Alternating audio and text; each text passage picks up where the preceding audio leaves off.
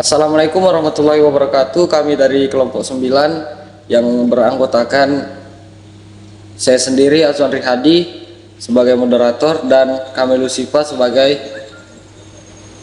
presenter. Yang saya hormati Bapak Marlan Usmani sebagai dosen pengampu mata kuliah Pendidikan Kewarganegaraan.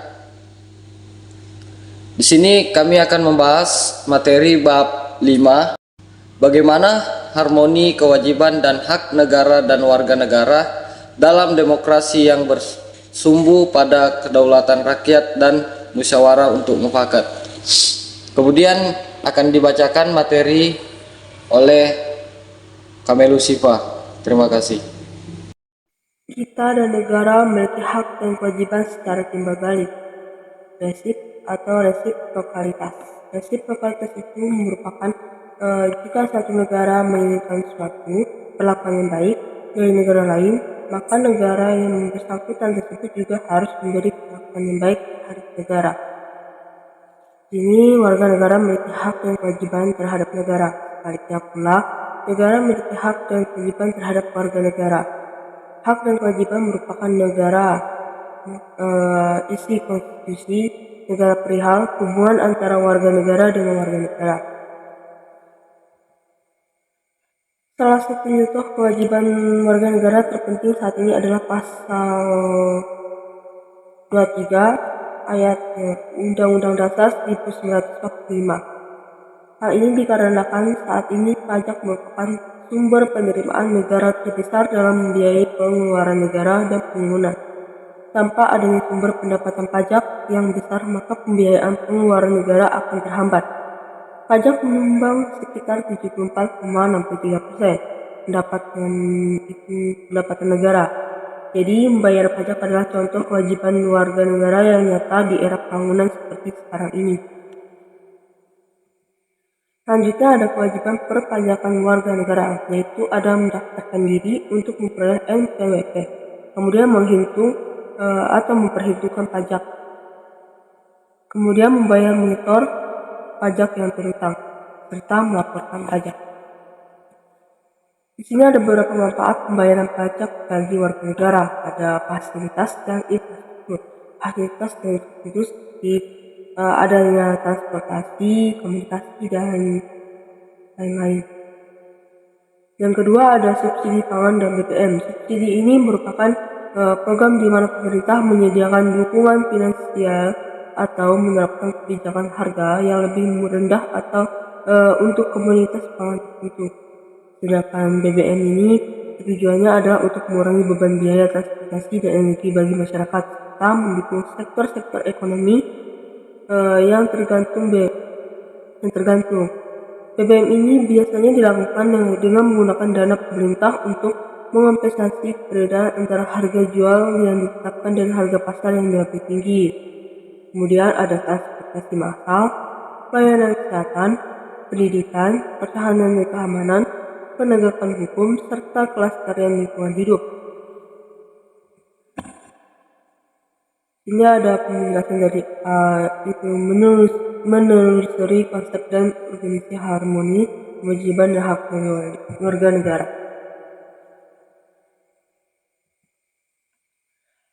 Hak dan kewajiban merupakan sesuatu yang tidak dapat dipisahkan menurut teori korelasi yang ada.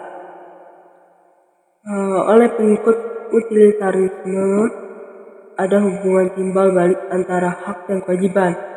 Menurut mereka, setiap kewajiban seseorang berkaitan dengan hak orang lain, dan begitu pula sebaliknya, mereka berpendapat bahwa kita baru dapat berbicara tentang hak dalam arti sesungguhnya.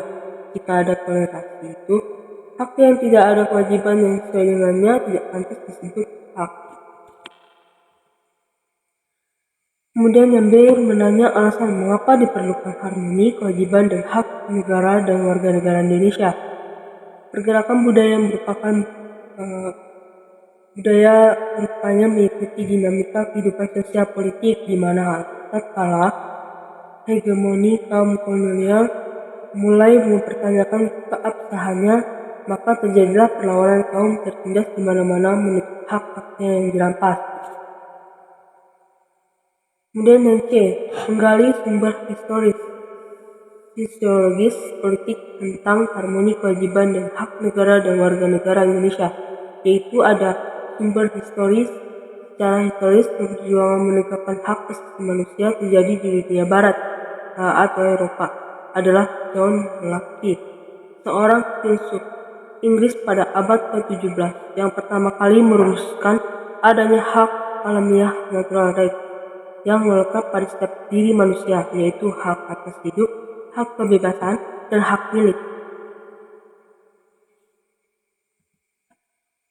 Selanjutnya ada perkembangan yang ditandai adanya 3 peristiwa penting di dunia barat, yaitu ada Magna Carta 1215, kemudian B, Revolusi Amerika 1276, serta Revolusi Prancis 1789. Sini ada penjelasannya, yaitu Revolusi Prancis 1789. Prinsip hak asasi berkembang menjadi 4 macam kebebasan, yaitu the four freedoms.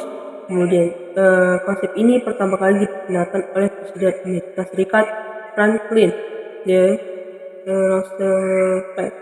Keempat macam kebebasan itu meliputi kebebasan untuk beragama, kebebasan untuk berbicara dan berpendapat, kebebasan dari kemarahan, dan kebebasan dari ketakutan. Kemudian ada sumber sosiologis. Ada satu pandangan bahwa Indonesia baru harus dibangun dari hasil perombakan terhadap keseluruhan tatanan kehidupan masa lalu.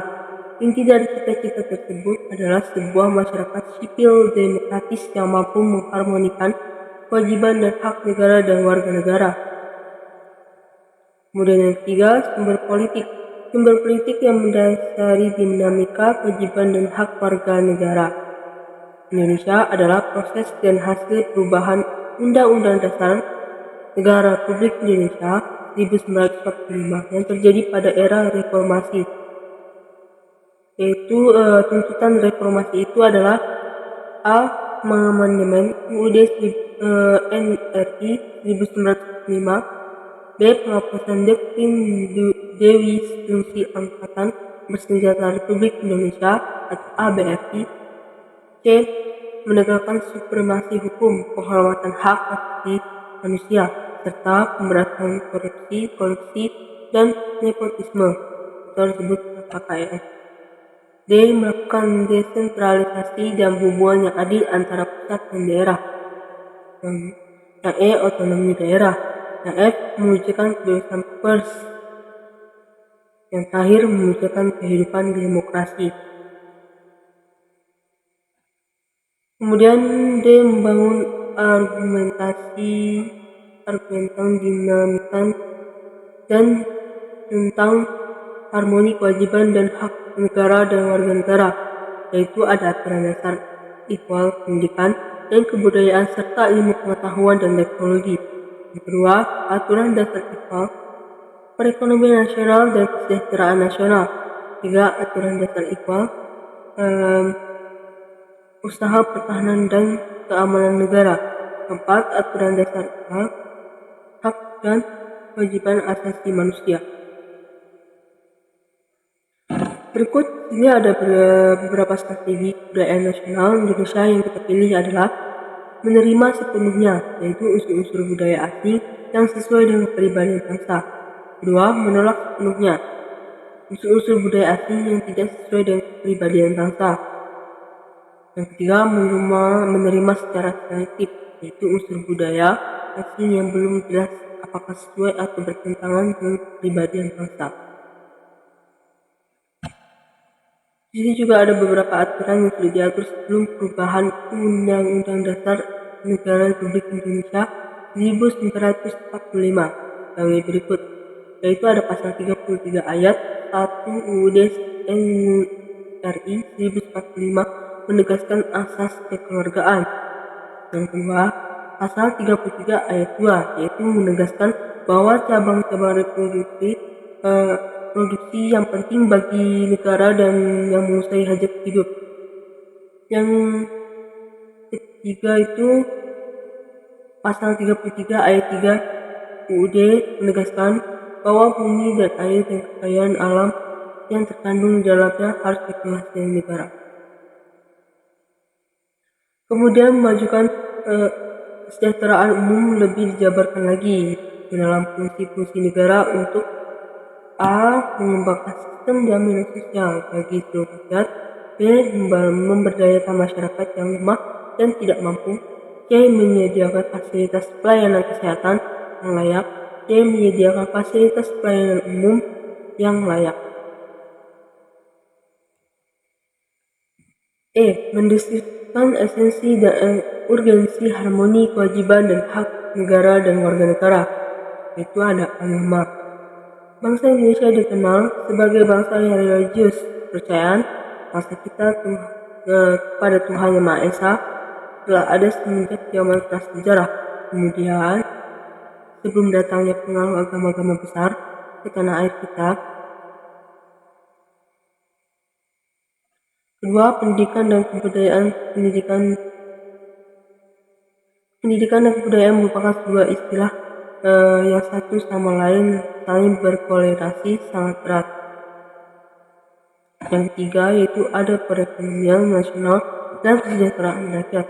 Perekonomian nasional adalah kekeluargaan. Apa makna asas kekeluargaan? Kekeluargaan merupakan asas yang dianut oleh masyarakat Indonesia dalam berbagai aspek kehidupan, yang salah satunya kegiatan perekonomian Indonesia. Yang keempat, itu ada pertahanan dan keamanan. Pertahanan dan keamanan ini negara dilaksanakan melalui sistem pertahanan dan keamanan rakyat semesta oleh Tentara Nasional Indonesia (TNI) dan Kepolisian Negara Republik Indonesia (Polri) sebagai komponen utama dan rakyat sebagai kekuatan pendukung. Di sini ada beberapa perekonomian nasional dan kesejahteraan nasional, yaitu ada cabang-cabang produksi yang penting bagi negara dan menguasai hajat hidup orang yang banyak dikuasai oleh negara, yaitu pasal 33 ayat 2. Kemudian, bumi dan air dan kekayaan alam yang terkandung di dalamnya dikuasai oleh negara dan diperuntukkan untuk sebesar-besarnya kemakmuran rakyat, pasal 33 ayat 3. Kemudian diselenggarakan berdasarkan asas demokrasi ekonomi dengan prinsip kebersamaan, efisiensi, berkeadilan, berkelanjutan, berwawasan lingkungan, kemandirian, serta dengan menjaga keseimbangan, kemajuan, dan kesatuan ekonomi nasional. Pasal 33 ayat 4.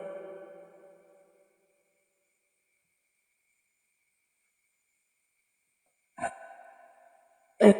Rangkuman tentang harmoni, kewajiban, dan hak negara dan warga negara. 1. Hak adalah kuasa untuk melakukan sesuatu yang semestinya diterima atau dilakukan melalui oleh pihak untuk dan tidak dapat oleh pihak lain manapun, juga yang pada prinsipnya dapat dituntut secara paksa olehnya. 2. Hak dan kewajiban warga negara merupakan wujud dari hubungan warga negara dengan negara. 3. Hak dan kewajiban warga negara dan negara Indonesia diatur dalam UUD 1945 mulai pasal 27 sampai 34, termasuk di dalamnya ada hak asasi manusia dan kewajiban dasar manusia.